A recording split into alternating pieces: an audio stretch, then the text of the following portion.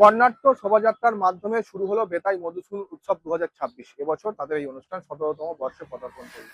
মূলত 7 দিন ব্যাপী বিভিন্ন অনুষ্ঠানের মাধ্যমে এই মধুসূদন উৎসব আয়োজিত হয়ে থাকে। বেতাই আগমনী ক্লাবের পক্ষ থেকে এই উৎসবের আয়োজন করা হয়। ক্লাব উদ্যোক্তারা জানিয়েছেন, প্রতি বছর এই অনুষ্ঠান ধুমধামের সঙ্গে এবং জৌলুসের সঙ্গে পালিত হয়। মূলত এই অনুষ্ঠানে কোনো হিন্দি গান বাজানো হয় না এবং হিন্দি গান করেন না শিল্পীরা।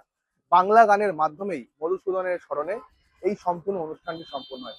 প্রতি বছর এই অনুষ্ঠান দেখতে বিভিন্ন এলাকা থেকে বিদ্যমান দর্শনার্থীরা, পাশাপাশি বিভিন্ন সাংস্কৃতিক এবং বিচিত্র অনুষ্ঠান করতে বিভিন্ন অভিনেত্রী এবং অভিনেতারা এই অনুষ্ঠানে আসেন। মেলা প্রসঙ্গে একটাই কথা বলবো, অপসংস্কৃতির নিকষ লালসা সংস্কৃতি সম্পন্ন বাঙালির ঘরে উত্ত ঝড়ের মতো প্রবেশ করেছে। আমাদের বর্তমান যুব সমাজ ঝড়ের মতো উড়ে যাচ্ছে।